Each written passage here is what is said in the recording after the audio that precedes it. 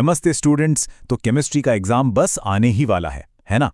चलिए फटाफट अगले कुछ मिनटों में केमिकल रिएक्शंस को एकदम पक्का कर लेते हैं। हाँ, मुझे पता है। ये पेज देखकर लग रहा होगा कि अरे बाप रे, इतना सब कुछ कैसे याद होगा? पर फिक्र की कोई बात नहीं है। हम मिलकर एक-एक करके सब कुछ बड़े आराम से समझेंगे। तो उस पेज को आसानी से समझने के लिए सबसे पहले हमें रिएक्शंस की भाषा सीखनी होगी। तो चलिए शुरुआत करते हैं केमिस्ट्री की एबीसी से, यानी केमिकल इक्वेशन से। केमिकल इक्वेशन को ना अपनी किसी फेवरेट डिश की रेसिपी की तरह समझिए। ये हमें बताता है कि कौन कौन सी चीज़ें यानी हमारे रिएक्टेंट्स मिलाने हैं और आखिर में क्या बनकर तैयार होगा, यानी हमारा प्रोडक्ट। है ना? बिल्कुल आसान। अब आता है केमिस्ट्री का गोल्डन रूल, एक ऐसी बात जिसे कभी कभी भी नहीं भूलना है। इक्वेशन हमेशा बैलेंस्ड होनी चाहिए, बिल्कुल एक तराजू की तरह जिसके दोनों पलड़े बराबर होने ही चाहिए। बस सवाल यह है कि इसे बैलेंस करना इतना जरूरी क्यों है? देखिए, ये सिर्फ एग्जाम में नंबर लाने के लिए नहीं है। ये विज्ञान के एक बहुत बड़े नियम, law of conservation of mass यानी द्रव्यमान संरक्षण के नियम का पालन करने के लिए है। मतलब रिएक्शन में ना तो कोई एटम बनता है और ना ही खत्म होता है। और हाँ, ये सही कर लिया तो एग्जाम में पूरे नंबर पक्के। ठीक है, तो अब हमें भाषा तो समझ आ गई। तो चलिए अब अपनी केमिस्ट्री की टूल किट तैयार करते हैं। हम एक एक करके सभी जरूरी केमिकल रिएक्शंस को समझेंगे। ओके, इस स्लाइड पर खास ध्यान दीजिए। ये दोनों रिएक्शंस एक दूसरे के एकदम ऑपोजिट हैं। कॉम्बिनेशन यानी संयोजन में दो या ज्यादा चीजें मिलकर एक नई चीज बनाती हैं। जैसे आटा और पानी मिलकर गुंधा हुआ आटा बन जाता है। और डीकॉम्पोजिशन यानी वियोजन ठीक इसका उल्टा है। इसमें एक चीज टूटकर दो या ज्यादा चीजों में बट जाती है। जैसे उसी गुंधे हुए आटे से रोटी और भाप का बनना। देखा, बिल्कुल उल्टा। चलिए इसे भी एकदम आसान बना देते हैं। डिस्प्लेसमेंट रिएक्शन यानी विस्थापन को समझिए जैसे किसी गेम में सब्स्टिट्यूशन होता है ना।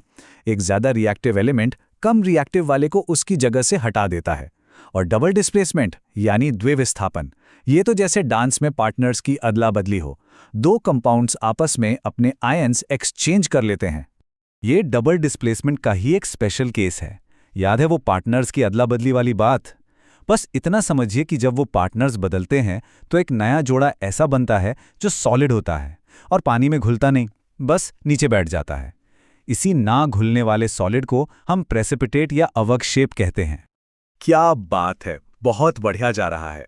अब चलिए थोड़ा लेवल अप करते हैं।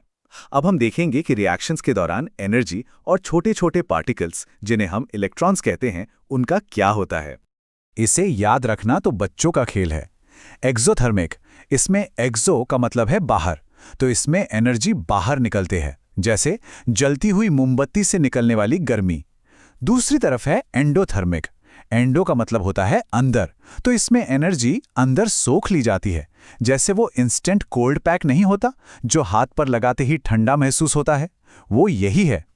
ओके, अब आते हैं रिडॉक्स रिएक्शंस पर। मुझे पता है ये टॉपिक अक्सर सबको कंफ्यूज करता है, पर ये टेबल देखिए, सब क्लियर हो जाएगा।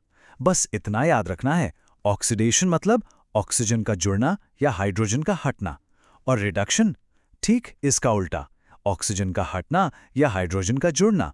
और एक बात, ये दोनों हमेशा एक साथ ही होते हैं। अब मैं आपको एक ऐसी कमाल की ट्रिक बताता हूं जो आप कभी नहीं भूलेंगे। बस ये याद रखिए, ऑयल रिग। ऑयल का मतलब है ऑक्सीडेशन इज लॉस, यानी ऑक्सीडेशन में इलेक्ट्रॉन्स का लॉस होता है। और रिग का मतलब है रिडक्शन इज गेन, यानी रिडक्शन में इलेक्ट्रॉन्स का गेन होता है। ये छोटी सी ट्रिक एग्जाम में आपकी बहुत मदद करेगी, लिख के ले लीजिए। ठीक है, तो थ्योरी तो हमने सारी समझ ली, अब बारी है असली मजे की। चलिए कुछ प्रैक्टिस क्वेश्चंस करते हैं और देखते हैं हमें कितना समझ आया। स्क्रीन पर जो इक्वेशन दिख रही है उसे ध्यान से देखिए, थोड़ा सोचिए, ये किस तरह का रिएक्शन है? अगर आपका जवाब डीकंपोजिशन यानी वियोजन है तो आप बिल्कुल सही हैं, शाबाश। यहां देखिए, एक सिंगल कंपाउंड कैल्शियम कार्बोनेट टूटकर दो नए प्रोडक्ट्स बना रहा है। चलिए अब एक थोड़ा मुश्किल सवाल, इस रिएक्शन में किसका ऑक्सीडेशन यानी उपचयन हो रहा है? जरा ध्यान से सोचिएगा। इसका सही जवाब है हाइड्रोजन। याद है हमने ऑक्सीडेशन को कैसे डिफाइन किया था? ऑक्सीजन का जुड़ना। यहां पर हाइड्रोजन कॉपर ऑक्साइड से ऑक्सीजन लेकर H2O यानी पानी बन रहा है, इसलिए हाइड्रोजन का ऑक्सीडेशन हो रहा है। एग्जाम के लिए कुछ आखिरी टिप्स। ये वो आम गलतियां हैं जो अक्सर हो जाती हैं, तो इनका ध्यान रखना। पहली और सबसे ज़रूरी, इक्वेशन को बैलेंस करना मत भूलना। दूसरी, डीकम्पोजिशन और डिस्प्लेसमेंट में कंफ्यूज मत होना। और आखिर में, ऑक्सीडेशन और रिडक्शन में गड़बड़ मत करना। बस ऑयल रिग वाली ट्रिक याद रखना। बहुत बढ़िया। चलिए अब फटाफट से सब कुछ रीकैप कर लेते हैं। ये आपकी सफलता की चाबी है। ये स्लाइड समझिए आपकी फाइनल रिवीजन चीट शीट है। Combination, decomposition, displacement, double displacement और रेडॉक्स, इन पांचों को अच्छे से दिमाग में बिठा लीजिए। ज़्यादातर सवाल आप आराम से हल कर लेंगे। और हाँ, ये मत भूलना कि ये सब क्यों मायने रखता है। ये सिर्फ एग्जाम पास करने की बात नहीं है। इन रिएक्शंस को समझना साइंस, मेडिसिन और इंजीनियरिंग जैसी फील्ड्स की नींव है।